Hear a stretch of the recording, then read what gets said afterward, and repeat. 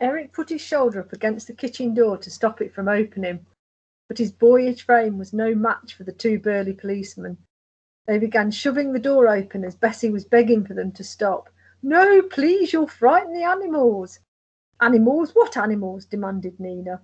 "Oh, just a pair of tadpoles, but they're very sensitive to loud noise."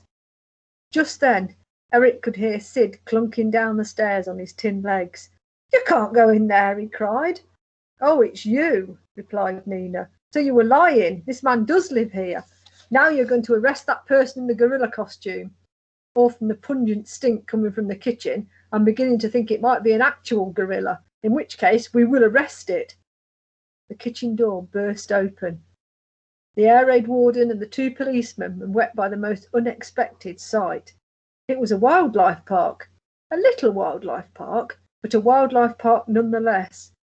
All the animals reacted to the three uninvited guests in different ways. Parker, the one-winged parrot, leaped onto the back of a chair. Ernie, the elephant, raised his stumpy trunk and waved with it as if to say hello. Sassy, the sightless seal, honked. Totter, the giant tortoise with no shell, stopped in his tracks. Florence, the one-legged flamingo, was so shocked she toppled right over. Colin, the toothless crocodile, scuttled under the table in fear. Botty, the one-armed and big-bottomed baboon, scratched her big bottom with one arm. At last, but certainly not least, Gertrude the gorilla took a break from licking the plate clean and lifted up her bridal veil. Then she blew the longest, loudest raspberry you've ever heard in your life. The raspberry went on for so long that it shocked everyone who heard it into the deepest silence. When she'd finally finished, Eric remarked, "I think that meant hello." The three intruders looked absolutely appalled.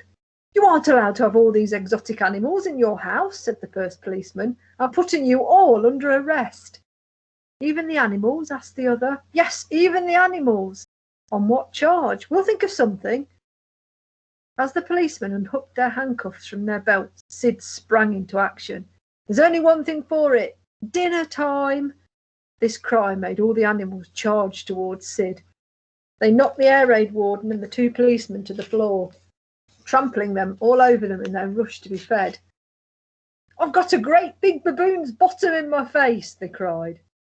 With the three pinned to the ground, it was the perfect moment for the other three to make their escape.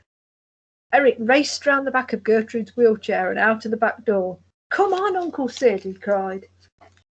They trundled out of the garden, across the burnt-down fence, through Bessie's house, Gertrude swiping a cake tin on the way, and out of her front door.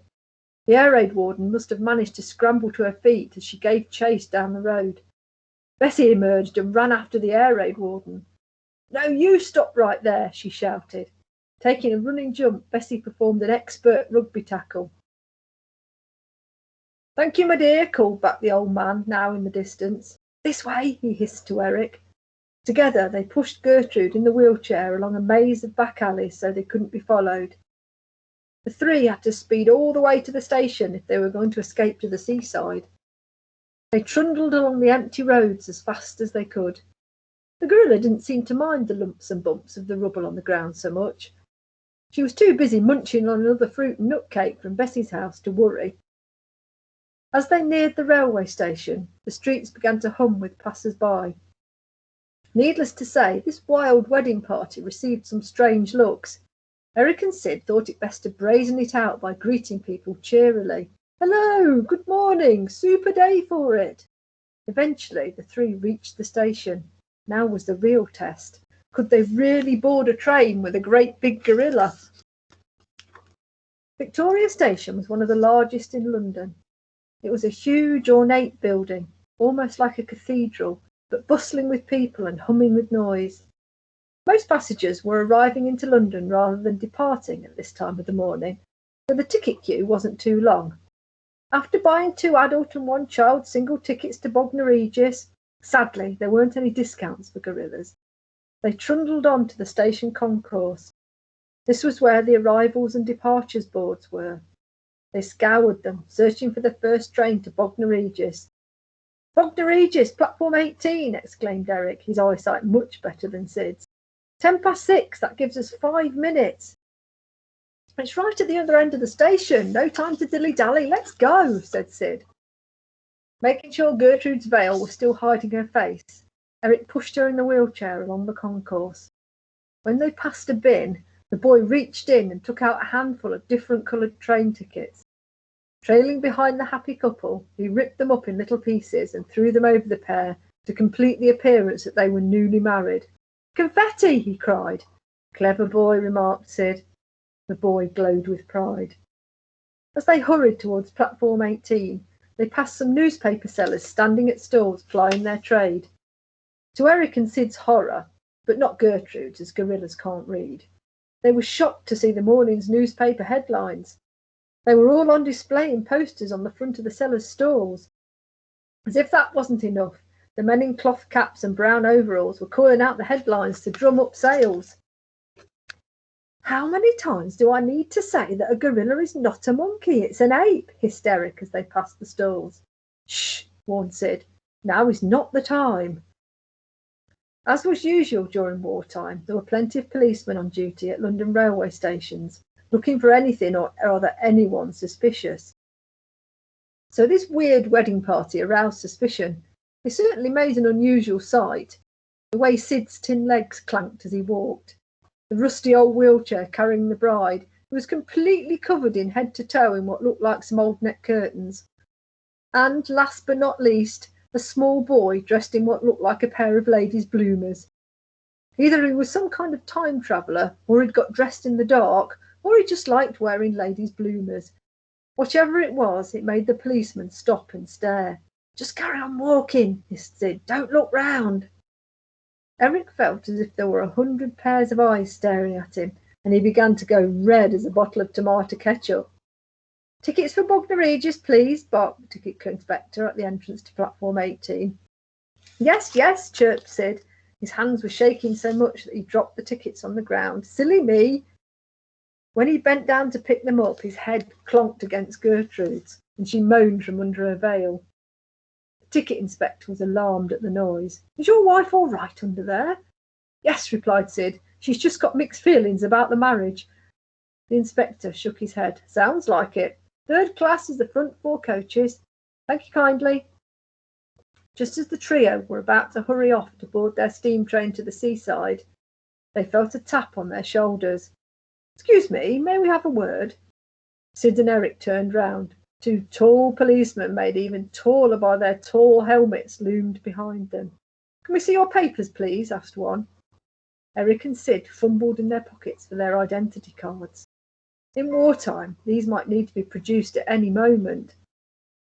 The policeman studied the cards before handing them back. Well, thank you, we'll be on our way, said Sid. Stop, ordered one of the policemen. What about the ladies? Sid and Eric looked at each other. How were they going to get out of this particular pickle? Gertrude didn't have an identity card. Gorillas didn't have identity cards because they were gorillas. The engine tooted, signalling that the train was about to depart. I'm very sorry, officer, but we're going to miss our train. That's not my concern. The safety of this great nation is at stake. I need to see the lady's identity card now. Hand it over, miss. Gertrude was not enjoying the hold-up. Her gloved hand reached up from under her dress and yanked on the policeman's nose. Sid slapped her hand away. Sorry, just a little joke. And she's a missus. We just got married, corrected Sid.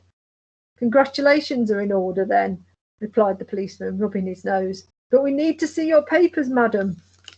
She doesn't have any, blurted the boy. Why not? She ate them. Sid shot Eric a look that said, why on earth did you just say that? Eric shot Sid a look back that said, I don't know. Why would anyone eat their own identity papers? Asked the policeman.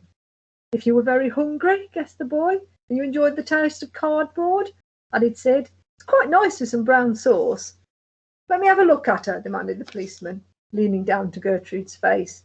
Oh no, don't lift her veil, begged Eric. Why ever not? She's not got her makeup on, replied Sid. She hates people seeing her without her makeup.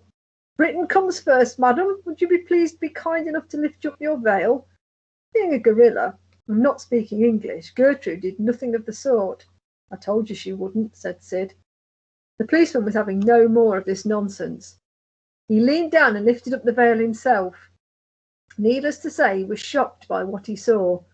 The big hairy ape snarling back at him, offering a handful of cake. The policeman took a step back to hide behind the other, but he was scared too, and then began a game of who could hide behind who. It was a final whistle, and the train was beginning to leave the station. "I'm very sorry, officer, but we have to go," shouted Sid over the noise. The three of them began chasing after the train. "Come back here," shouted the policeman. "Stop in the name of the law. Halt that train."